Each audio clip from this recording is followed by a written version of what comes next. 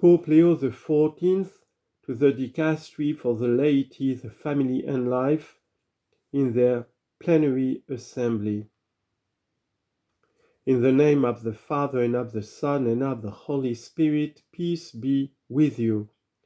Your Eminence, Your Excellencies, dear priests, brothers and sisters, I am pleased to meet you in these days in which you are gathered for the Plenary Assembly of the Dicastery for the Laity, Family and Life.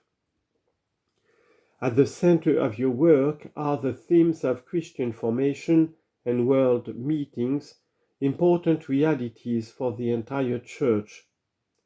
The world meetings involve a large number of participants and require complex organizational work, listening to and in collaboration with the local communities and with people and bodies, many of whom have long and valuable experience of evangelization.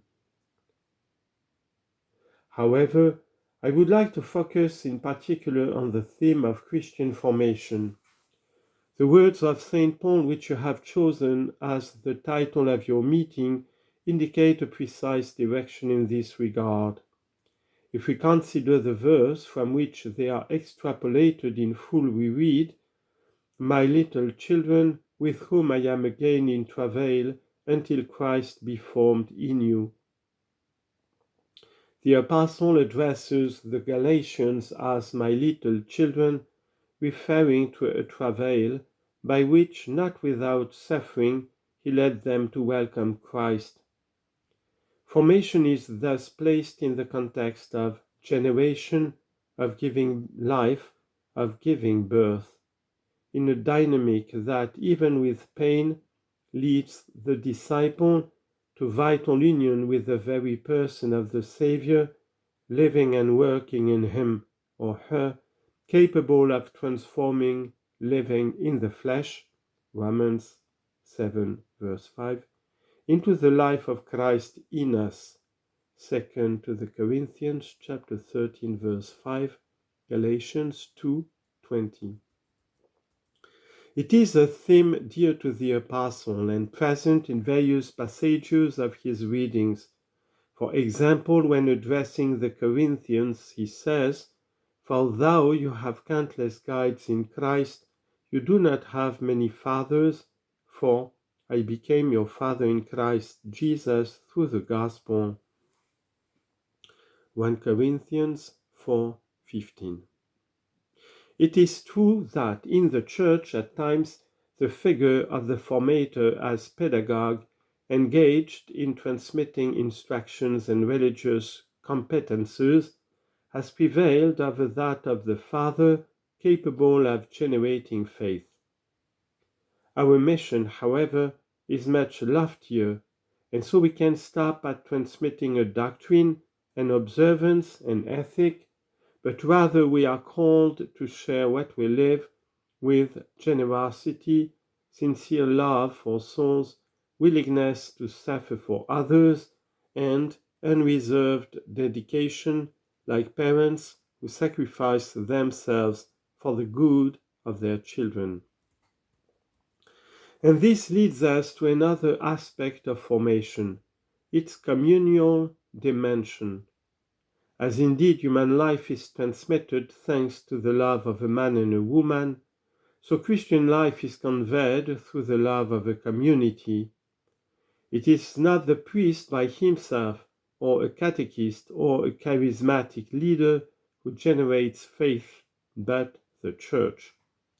The united living Church, made up of families, young people, celibates, consecrated persons, inspired by charity and therefore eager to be fruitful, to transmit to everyone and above all to the new generations the joy and fullness of meaning that it lives and experiences.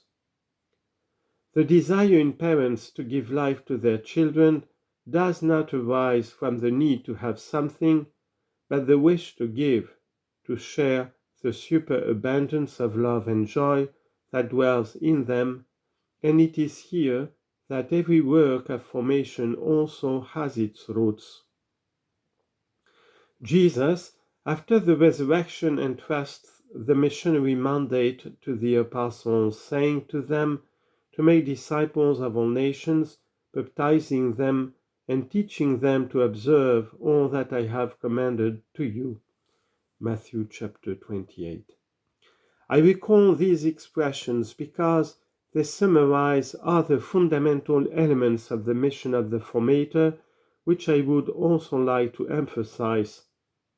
First of all, the need to foster consistent, engaging, and personal paths of life that lead to baptism and the sacraments, or to their rediscovery, because without them there is no Christian life.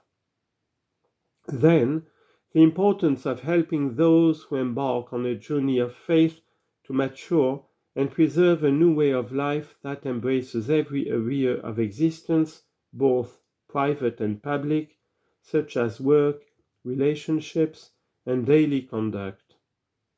Furthermore, it is essential to nurture in our communities aspects of formation aimed at respect for human life in all its stages, particularly those who contribute to preventing every form of abuse of minors and vulnerable persons, as well as accompanying and supporting victims. As we can see, the art of forming is not easy and can't be improvised. It requires patience, listening, accompaniment, and verification, both on a personal and a community level, and can't be separated from the experience and company of those who have lived it in order to learn and follow their example. Thus, over the centuries, spiritual giants such as Saint Ignatius of Loyola, Saint Philip Neri, Saint Joseph Calazans, Saint Gaspar del Bufalo, and Saint John Leonardi have emerged. It was with this in mind that Saint Augustine, shortly after being elected bishop, composed his treatise De Catechizandis Rudibus, whose guidelines remain useful and valuable to this day. Therefore, dear friends, also in the light of such models, I encourage you in your commitment, and I thank you for the help you give to the Dicastery in reflecting on these topics.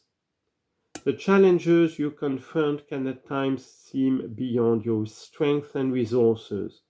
However, you must not be discouraged.